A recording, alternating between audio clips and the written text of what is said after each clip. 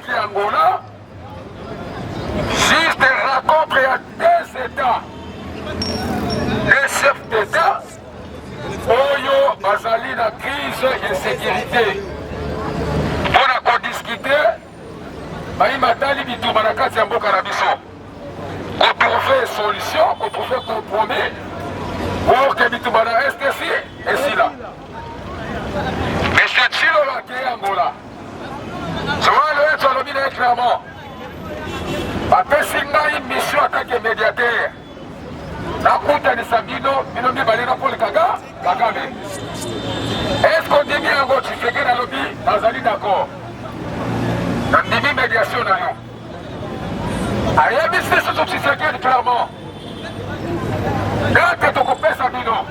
Date ya koyela awa. Et puis tozomona on dirait kozala awa na Luanda te. Et kozala quelque part. Mais toujours le fasciste, mission Batinda Kindai, il peut que le fasse un rapport. Après, tu connais la Paul Kagame, beaucoup de la pour discuter ensemble, l'émotion à témoin du monde entier. Si c'est qu'un demi Makamotua restaurer sur l'objet, on a beaucoup de Simaïna, Paul Kagame. Azonga Kilobi. On a ministre des Relations extérieures angolais a aussi confirmé Angol Lelo dans Top Congo. Mission Bakendela qui a accompagné à Jean-Pierre Bemba, qui a accompagné, il y a quelques ministres. Là, Christophe Lutunda, ministre des Affaires étrangères. Oyo accompagné qui M. Chilolo Antoine Chikata Bombé, Noulouche de la République. Deuxième problème. La Mouka ne tombera pas. La Mouka ne tombera pas. Deuxième information. Quand Karamaï Matali raconte, le 28 Paul Kagame n'est pas sorti d'Angola. Il y a même un contour d'ailleurs, est-ce qu'on dit médiation? Il y a quand tu vas le rétro, on a beaucoup de scénarios sur le bouton d'éviter. Il n'y a pas qu'on peut se y aller, si mais il y a l'élo. Il n'y a pas qu'on peut se y aller. On déconne de la République, na monsieur Paul Kagame n'est pas kokutana. On a voté Kamia Congo. Mais, au-delà de Yango, l'objet va bomber dans la Est. La Mouka ne tombera pas. La Mouka ne tombera pas. L'objet va bomber dans la Est, na site Kivu.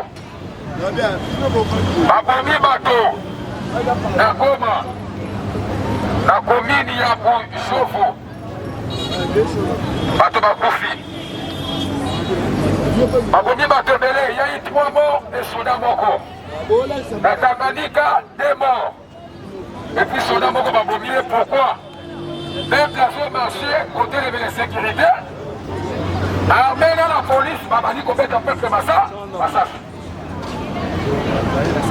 Nekoranga, malgré appel il y a négociation, il y a des Félix Tshisekedi Tshilombo, Noulouche de la République, un de Paul Kagame. Mais ils ont continué comme Mabadeko Nabiso. Mettez l'honorable Jean-Baptiste Kassé comme Maboko. Alors, mettez l'honorable Jean-Baptiste Kassé comme Maboko. Honorable Jean-Baptiste Kassé quoi? Azalaki lelo na plateau ya Top Congo bazali kotuna ye makambo ya tuyeyi oyo ezali koleka na Nord Kivu. Alobi boye peuple ya Nord Kivu azali kokemba pour que Goma evivre. Kidoko fo uta na sake euti na bamboka ya kati ebimi eye et laisser ville à Goma. Mais pour un certain temps, Batubazo souffrir, Batubazo lié à Malamoussé, ça les continue à l'Est. Même personne qui a quoi, mais là, on va couler ça. Bafander, mais là, on va faire comme un cochon, mais Bazo sombre les sous-sautés. Pourquoi? Parce que circulation d'échange, il y a un matériel, oyo, ma commercialiste ma tekaka pour que batekela bamama bapapa balia bavivre eza te ezocircule te parce que bafrontière nyonso ya bavile wana epuis bavile wana nyonso ezali bloqué contrôlé géré epai ya ba F23 nyonso wana Monsieur Antoine Félix Chika Bombe la Mouka ne tombera pas. La Mouka ne tombera pas. Bato bazali kovivre vie moko ya mabe na Nord Kivu. Wana ekonfirmame epai ya honorable Jean-Baptiste Kaseko. Bana ya Goma, bana ya Beni. Balobi na honorable Jean-Baptiste Kaseko otrahir biso. Honorable alobi na trahir bino te.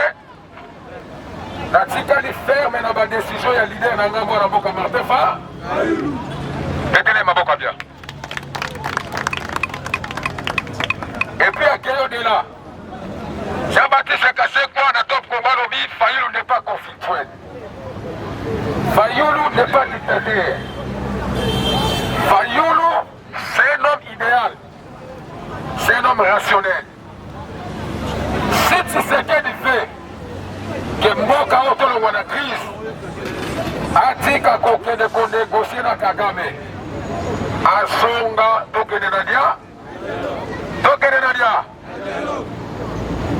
kasi dialogue wana esengeli ezala esuame s'il est ya médiation epai ya basango pour que tosauve mboka na crise de sécurité. Nous avons trois sortes de crises de sécurité. Et à Liboso, nous avons la crise causée par l'OTAN. Dans la Est. Pourquoi? À cause de nos richesses. Deuxième crise. Ils allaient crise manifestée par les Rwandais. Et c'est tout ça qu'on peut madame. Rwanda a manifesté crise dans le Congo sous l'exécution il y a OTAN et puis il y a Occidentaux. Troisième crise, vous avez la crise interne entre nous-mêmes les Congolais. Toujours le Makambu Ekali, rébellion M23. Est-ce que dans l'Est, vous avez la groupe de rébellion M23? Nous avons plus de plus ou moins 250 troupes de rébellion. Oh, baso bomba ba Congolais, baso violé, baso pillé, baso yiba ba minéré. Voilà pour comprendre. Lorsque Félix avance au pouvoir, il pas M. Kabila.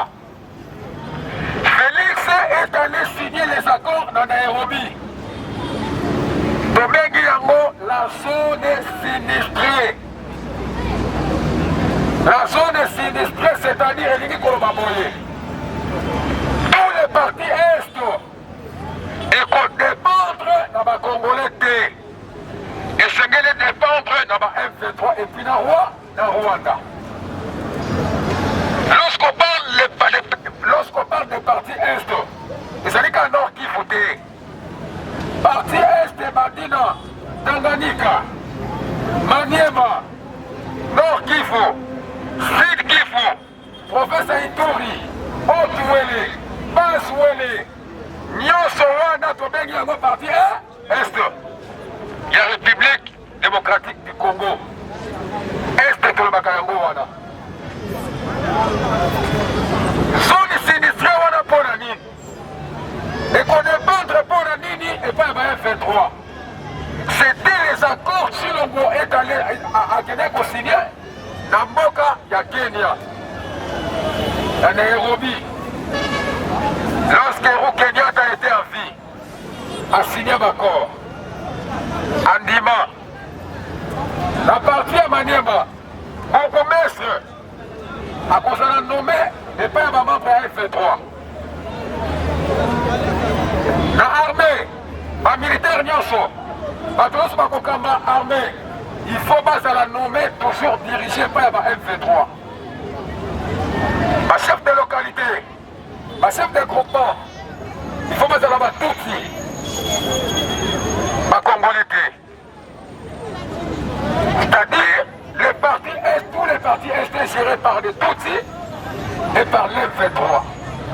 Félix a signé au Kadawana devant la communauté internationale, devant M. Kabila, devant Uhuru Kenyatta, devant Cyril Ramaphosa, président Félix du Sud. C'est pour cela que dans le dialogue, dans la négociation, on a dit Tshisekedi, à que nous négocions la Kagame et la Luanda, chez Cyril Ramaphosa fait Azalawa, voilà. Pour que ma même élément, il y a pas rappelé Tshisekedi. Les accords que tu avais signés en Nairobi, il faut les respecter. Aucun de certains colons dans d'autres côtés. Le dialogue et négociation à Chilomona Kagame, que Kagame a retiré M23 en occasion. M23 est créé par lui-même Félix. Est-ce que vous en avez malade? Vous en avez malade? Parce que c'est lui qui est au pouvoir. M23, c'est-à-dire sous instruction de Félix. Et d'autres acteurs politiques, basés dans le Parlement, basés dans l'institution. Lorsque tout le monde dit Rwanda, Rwanda, est-ce que tu as trouvé déjà solution dans le Cannabis Moko? Ici à Kinshasa, il y a eu des Rwandais qui ont comme institution en Boka Tsililo. Exemple, gouverneur, président, gouverneur Yamak Central, Azali Rwandais. Est-ce que vous en avez malade? Rwandais. Président de la chambre des commerces minéraux à Mokarabiso. Azali Rwandais. Président de la maison civile et chef de l'État. Rwandais. Moto a signé ma frontière à Congo Nyoso. Papa a Denis Nyakero. Rwandais. Il y a des motos qui contrôlent ma frontière Nyoso. Asibi sécurité en Boka Nyoso. Pour que la frontière est Kangama. Pour que les militaires, Yamboka Subakota, il faut tenter à Denis Nyakero à Pessanzela. C'est lui qui gère. C'est qui? À son vivre et puis à salir membre de la communauté Tutsi. Mais au Soloba, à Rwanda, à Soboba Bisso. Premier obstacle. Rwanda a soit acquis Congo. Alors, Bibe Congo a travaillé et puis a soutenu le groupe de rébellion afghané. Masala Kangaï Rwanda rébellion. Baboma Rwandais. Ceux qui commencent à justice contre Rwanda, Rwanda a justice contre Congo. Le groupe de rébellion afghané. Les Congolais sont mekés. Ils sont conzamboka ou dans l'institution à Boka. Ils sont dirigés. Oui, dans M23. M23 est allé coquille. Il y a un membre de l'IDPS. Willingo ma porte-parole. Il y a M23, est allé membre de l'IDPS. M23 a vécu pendant 14 mois dans lequel il y a Béatrice. Là, mais c'est Félix Tshilombo. Bismakara. Oboka Bismakara, il est là sur la Kinshasa. À ce moment dans l'hôtel, il y a Rotana. Nous avons fait un hôtel chaque par jour $500. Mais c'est Félix Antoine Tshilombo. Nous avons fait un bon moment, ministre de la Finance Nicolas Kazani. Ce que ce soit autre sur le Makende vérifié, Bismakara, ça dit l'hôtel, il y a Rotana. Logé par M. Félix. Bismakara, c'est qui? Rwandais. Denis Nyakero a même bana oyo azwa na Rwanda. Soit disant que c'est le centre orphelinat. C'est le centre orphelinat. Dans le centre orphelinat, il y a Sali. azwaki banani ntango bana wana bakokola baboti lobi bakotuta tolo mboko eza ya nani? C'est ça le vrai problème. Nous parlons des Rwandais bakende mais bandeko na biso baluba bakaseye babotela barwandais babala na barwandais. Est-ce que vous voulez dire yango malamu? Sinon bobe abali nani rwandaise ekona deja bokilo soki kobundisa bokilo yabali na famille wana nayelaka famille nakola koboma bino lobi libala ekufa te. C'est du théâtre. Tshisekedi ateka mboka kala ntango ava Kabila nome ye yei les accords oyo ezalaki signé mais victime malheur nyonso bazongisi na maboko ya peuple akomi kosibir conséquence ya likambo oyo ayebi te. Yango lelo tozokufa bazoboma biso. Il y a eu plusieurs députés nommés par Rwandais dans le Parlement. Aujourd'hui, ils sont et Salingaï lobby, passe dans Moutema. Dans ce moment, Jean-Pierre Bembazo, à son là, la déclaration de Bango Bassalaki lobby. À BBC, lettre et démission, il y a Jean-Jacques Mamba. Jean-Jacques Mamba démissionne à Kala. Na MLC. Mais on avait démissionné à Kala. Lettre où Jean-Jacques Mamba a démissionné. Jean-Jacques Mamba a démissionné le 19 février. Vous avez le bonnet. A démissionné le 19 février. A quitté pour rejoindre M23. Les fait combien? Les 26. Les 26 a rejoindre l'année M23. Kéba. La personne au Mabenga Kalakoba a porté parole. Soka démissionné, il faut démissionner sous les sanctions. Et puis alors que P.C. Sengo, Jean-Jacques Mamba a réagi au lobby. À lobby Boye. Ceux qui n'a qu'à rejoindre M23, alias à Corneille Nanga. Si les élections chaotiques ont été mises en bord, il y a des bossons. Il y a mis balai. Alors, bien, c'est souboyé. Alors, bien, mais c'est Chilombo. Et puis, mais c'est Kadima, on fait un coup d'état institutionnel. Vis-à-vis, il y a ma voix, il y a peuple qui a voté, bateau va vous à lobby. Il y a moi qui dis que la rejoindre la rébellion. Donc il est encore mébélé. Il y a tout le monde Chilo. Est-ce qu'à lobby m'avait? À lobby m'avait. Problème est mon chouchou. Vous accusez Jean-Jacques Mamba. Parce qu'il a rejoindre M23.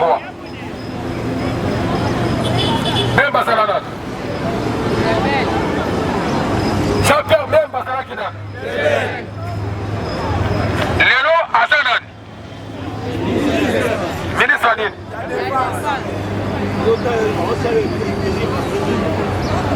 Jean-Pierre même Batikala Konsalate, soldat na mboka oyo. Atikala Konsalate militaire na Congo, Jean-Pierre Bemba. Jean-Pierre même était civil, rebelle. Nazamba. L'armée fardée, c'est combat même, mais ça fait comme soldat. Et ça fait, pendant Congo et Banda. Mais ce qu'on a dit dans ma liste, c'est un rebelle. Jean-Pierre Bemba, Congo, ça vous talibou. Vous parlez de rébellion. Premier groupe de rébellion dans Mboka au Congo, RCD Goma. Manani Babanda Makambi ya rébellion. Etienne Tshisekedi. Chano Bemba. Azarias Roberwa. Bango Nyofo. Bazaïdi Ngoma. Babanda rébellion. Nakati Mboka oyo. Pour le nini, ayakobundisa régime ya Mobutu. Mobutu akei bayesu bakobundisa régime ya Kabila oyo Kabila azwaka Tshisekedi azongisi ye mboka apesi batracteur kende kosala bilanga Daboso Kangembele, il n'a pas sa FIFA. Il n'a pas sa FIFA. Fatima Patono, Fatima Belto. Fatima Mo. Fatima Mono. Les Lomboka, génération à génération, Mboke Kei, dans ma boko ya ba Rwandais, dans ma boko ya ba Tutsi, dans la Mboka. Nayoki Tshisekedi azo akise bawazalendo betala faili maboko bien Tshisekedi azo akise bawazalendo ke bawazalendo bazali intoxiqué créé par Kagame pour ke baya koboma Banyamulenge bakomi utilize mpe bawazalendo batindi bango baboma batuti wana Félix yango Félix ayebisaka bino ntango ameli lotoko na diamba alie mvwa efimisi libumu na madamu ayebisi bino de Nyamulenge sont des Congolais. Est-ce que dans ce pays on a déjà traité Nyamulenge?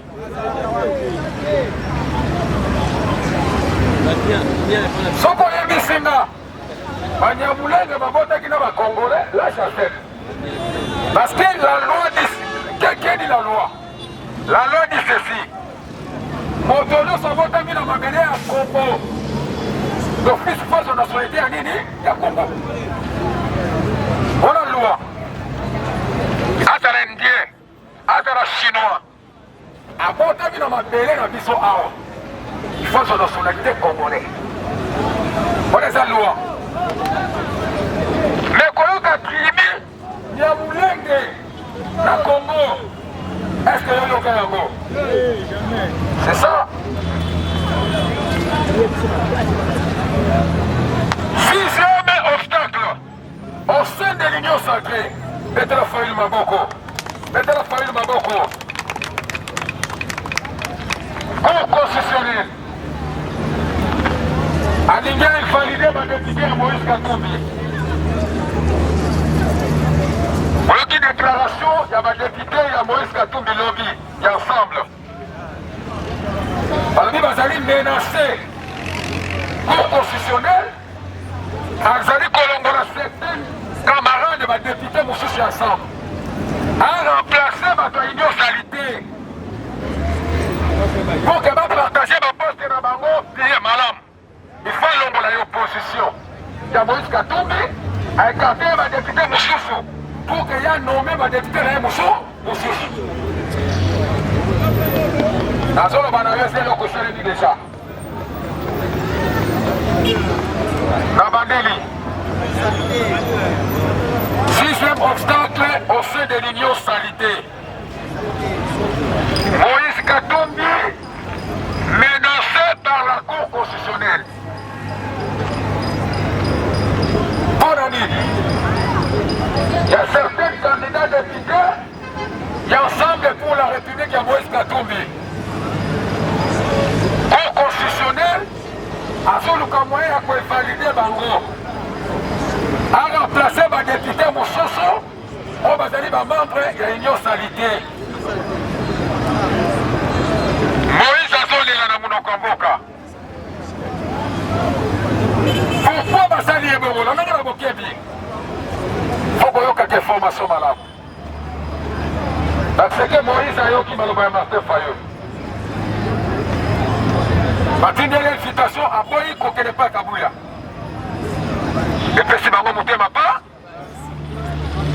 Mouté a 18 députés, dans quelques députés profession, Azali force et opposition, ce qui a été c'est que tous allés bloqués. Donc, on a eu une grimace dans ma députée. On a eu une union sakemba. Et là, aigle m'a beaucoup bien. Aigle pas bien ma coupe à lobby. Balongola, balongola, c'est la carte de l'opposition. kobanga te lobi batendaki réunion barefere bazokisi dossier nana malamu Moïse ayebisi cour constitutionnel lokola dossier ya badepute nanga balingi baevalidere bango ezolingi ekoma cour d'état institutionnel et puis constitutionnel mibale la mort de Séribé Okende pour la cour constitutionnelle jusqu'au présent sans suite. L'arrestation de Mike Moukleba, Tilelo sans suite. L'arrestation de Bouchakera, Tilelo sans suite. L'arrestation de Jean-Marc Kaboundi, Tilelo sans suite. Et c'est beaucoup, pas les locaux beaucoup. Et ça n'a pas qu'à moi, qu'on fait le petit colo, tout son compte à Aouizar Mabé. On y a des positions, parfois, à 100%, à député 95%, il y a une union sacrée, opposition 5%. Au niveau de la 5% opposition, au extérieur. Nous sommes dans quel pays? S'il y a la démocratie, est-ce que ça c'est la démocratie?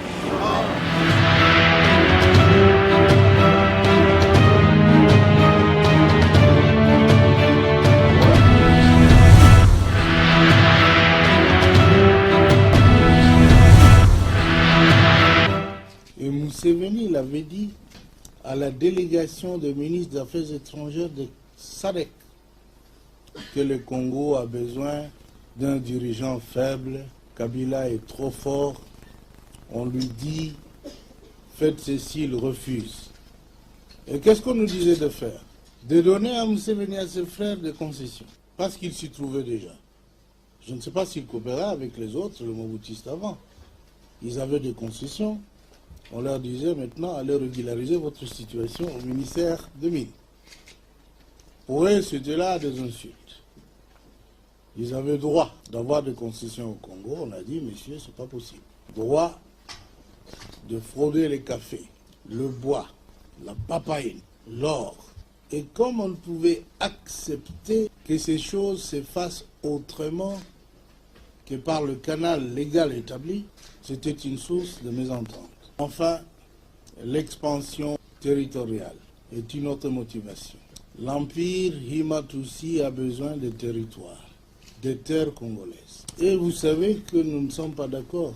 Je viens d'apprendre ici, que vous n'êtes pas d'accord non plus. Alors, cette guerre qu'on nous impose est une guerre injuste. Nous devons la dénoncer. Nous sommes venus la dénoncer parce qu'il y avait une duplicité.